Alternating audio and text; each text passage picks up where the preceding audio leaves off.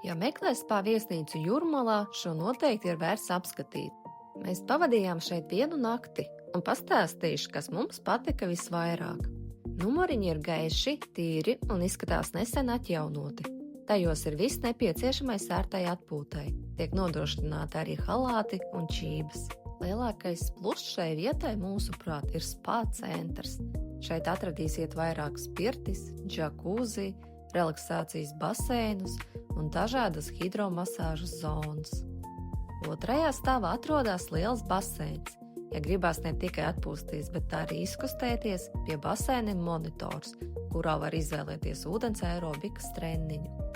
Kā arī ir neliels stūrītis arī pašiem mazākajiem. No rīta viesus sagaida labas brokastis plašā ēdienu zālē. Ēdienu izvēle ir diezgan plaša, no siltajiem ēdieniem līdz augļiem un desertiem. Mūsuprāt, šī ir lieliska izvēle tiem, kuri vēlās apvienot nakšņošanu ar spā atpūtu un pastaigām pie jūras.